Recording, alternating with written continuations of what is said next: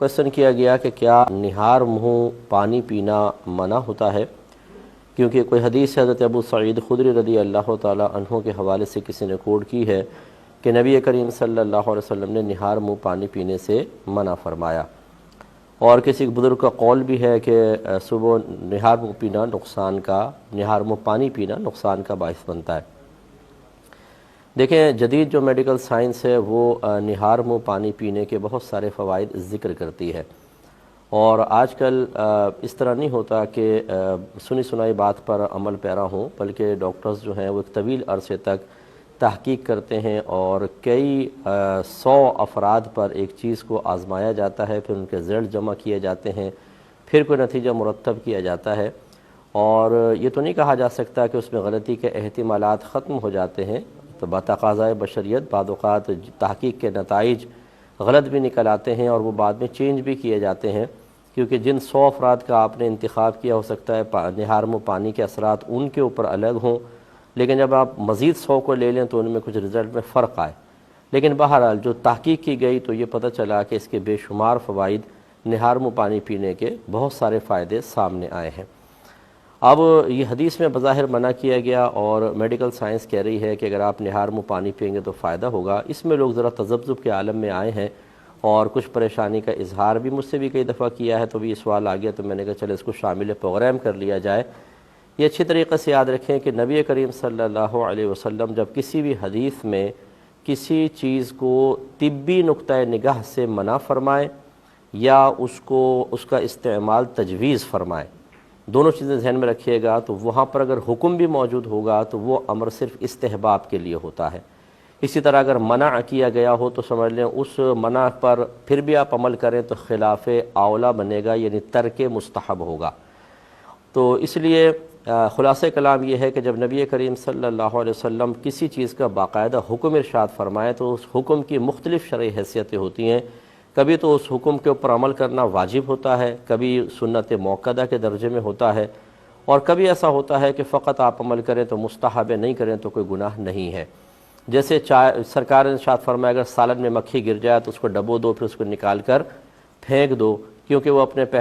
اس کے ایک پر میں بیماری ہے، دوسری پر میں شفا ہے، وہ جب گرتی ہے تو بیماری والا بازو پہلے گراتی ہے، لہذا اس کو پورا ڈبو دو تاکہ شفا والا بازو اندر جا کر بیماری کو ختم کر دے، اور پھر نکال کر پھینک دو۔ اب اس میں تمام امر کے صیغے ہیں، لیکن سب جانتے ہیں کہ یہ مستحب ہے۔ اگر مکھی گر جائے کو ویسے نکال کے اس کو پھینک دے تو یہ نہیں ہے کہ وہ گناہ گار ہوگا، اور پھر اگر وہ کھانا نہ کھائے، اس کا دل نہیں چاہ رہا، اس کو کراہت محسوس ہو رہی ہے، مکھی نکال کر پھینک کر وہ کسی اور کو کھانا دے دیتا ہے، تو اس میں بھی شرعاً کوئی گرفت نہیں ہے۔ ایسے ہی بقرہ عید کے اول 10 دنوں کے بارے میں سرکار نے ارشاد فرمایا جو قربانی کا ارادہ رکھتا ہو اسے چاہیے کہ جسم کے کہیں بال وغیرہ اور ناخن نہ کاٹے 10 ذوالحجہ تک۔ یہ بھی ایک امر مستحب ہے، بلکہ اس میں تو امر کا باقاعدہ صیغہ اس کو چاہیے کہ ایسا نہ کرے، لیکن علماء نے تحقیق کر کے بیان فرمایا مستحب ہے۔ تو اسی طریقے سے یہ پانی پینے کا مسئلہ ہے کہ نبی کریم صلی اللہ علیہ وسلم نے اگر اس کو منع فرمایا تو طبی نقطۂ نگاہ سے ہے۔ یہ پھر یاد رکھیے کہ امت کے ہر شخص کے لیے نہیں ہوتا، بلکہ یہ ہو سکتا ہے کہ آپ نے سامنے موجود 2-3 اشخاص کے لیے ایسا فرمایا ہو، کسی خاص قبیلے کے لیے فرمایا ہو، خاص عرب کا جو وہاں ماحول تھا، وہاں کی جو آبا و فضا تھی اور جو کچھ آب و ہوا تھی، اس کے حوالے سے سرکار نے فرمایا ہو، لہذا دوسرے علاقے والے، دوسری جگہ والے، دوسری طبیعت رکھنے والے اگر اس میں فائدہ محسوس کریں اور اس کو اختیار کریں تو شرعاً کوئی قباحت نہیں ہے۔ جیسے نبی کریم صلی اللہ علیہ وسلم نے شہد کے بے شمار فائدے بیان فرمائے، اور فرمایا اللہ تعالیٰ نے اس میں تقریباً ہر بیماری کی شفا رکھی ہے۔ سرکار نے فرمایا شہد استعمال کرو، اللہ نے اس میں شفا رکھی ہے، لیکن کیا یہ ہر شخص شہد استعمال کر سکتا ہے؟ آپ اچھی طرح سمجھتے ہیں میڈیکل سائنس منع کرے گی، بہت سارے شوگر کے مریضوں کو ڈاکٹرز منع کرتے ہیں، ایسے ہی جن کی طبیعت پہلے ہی گرم ہوتی ہے تو شہد ان گرم علاقوں میں استعمال کرنا نقصان کا باعث بن سکتا ہے۔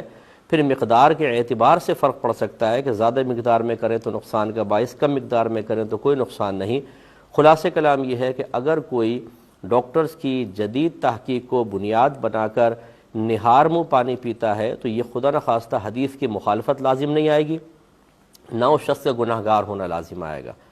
اگر کوئی اور یہ ایک اصول اور یاد رکھیں، اگر نبی کریم صلی اللہ علیہ وسلم ارشاد فرمائے کہ یہ نہ کرو، یوں فرمائے کہ اس میں نقصان ہے، فقط اتنا کہیں پر آ جائے اس میں نقصان ہے، تو کسی چیز کا فائدہ یا نقصان بیان کرنا وجوب کو ہرگز ثابت نہیں کرے گا۔ مثلا شہد کا فائدہ بیان کیا تو اس میں یہ حکم پوشیدہ نہیں ہے کہ شہد ضرور استعمال کرو۔